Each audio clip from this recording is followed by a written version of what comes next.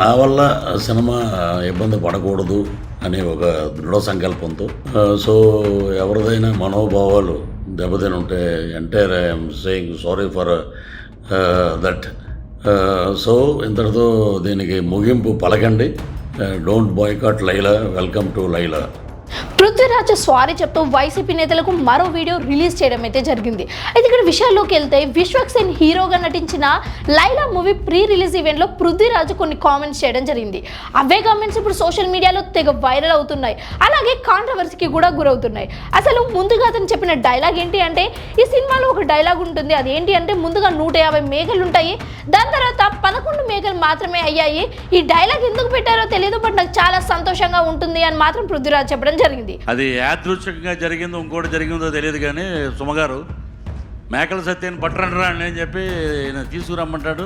తీసుకెళ్ళి ఒక మేకలు ఉంటాయి, గ్యాప్లో షార్ట్ గ్యాప్లో ఎన్ని ఉన్నాయరా అన్న, ఈ ఒక 70 అంట, ఈ ఒక 80 అంట, 150 ఉన్నాయి మేకలు. డైరెక్ట్గా 150 మేకలు ఉంటే లాస్ట్ సినిమా అయిపోయాక ఇంకో సీన్ ఉంది, నా బాంబర్దులు రాగానే నన్ను రిలీజ్ చేస్తారు. కరెక్ట్గా లెక్కేస్తే 11 ఉన్నాయండి. ఇది ఏమిటో నాకు అర్థం అవ్వాలి. అలాగా మాకు అన్నీ అలాగా సినిమాలో బ్రహ్మాండమైన ఇన్సిడెంట్లు పెట్టారు. అయితే ఇదే కామెంట్ వైరల్ అవుతున్నాయి, ఎందుకంటే వైసీపీ నేతలు దీన్ని చాలా సీరియస్గా తీసుకున్నారు. ఎందుకంటే ఈ మా పాలిటిక్స్కి సంబంధించి ఇలా అన్నారు అని వైసీపీ నేతలు ఇప్పుడు బైకాట్ లైలా లేకపోతే డిజాస్టర్ లైలా అనడం జరుగుతుంది.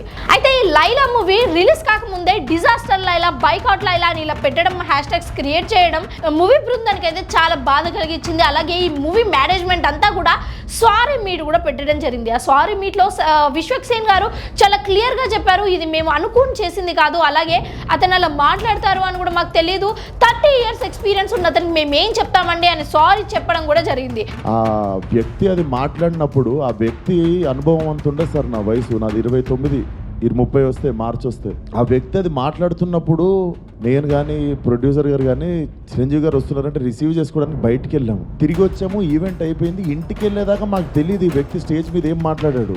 అండ్ మేము సినిమాలో అలాంటి సీన్ ఏం పెట్టలేదు. అతను లోపల వేసినప్పుడు ఎన్ని గొర్రెలు ఉంటాయో అతను సినిమా లాస్ట్ దాకా కూడా అన్ని గొర్రెలు ఉంటాయి. అండ్ మాకు అతను మాట్లాడిన దానికి సినిమాకి వీటికి ఏం సంబంధం లేదు. మీరు అతని మీద కోపం మా సినిమా మీద చూపించడము. ఇది కాకుండా ఇప్పుడు రీసెంట్గా పృథ్వీ కూడా సారీ చెప్పడం జరిగింది వైసీపీ నేతలకి. అయినప్పటికీ ఈ వైసీపీ నేతలు ఎక్కడ కూడా కొంచెం కూడా తగ్గకుండా బైకాట్ లైలా లేకపోతే డిజాస్టర్ లైలా అని హ్యాష్ ట్యాగ్స్ క్రియేట్ చేస్తూనే ఉన్నారు. అయితే ఇది ఇలా జరగడానికి ఇప్పుడైతే February 14th అండ్ సినిమా కూడా రిలీజ్ కాబోతుంది. సినిమా ఎలా ఉండబోతుంది, సక్సెస్ అవుతుందా లేకపోతే ఈ వైసీపీ నేతలు ఏం చేస్తారు అన్నది మాత్రం మనం చూడాలి.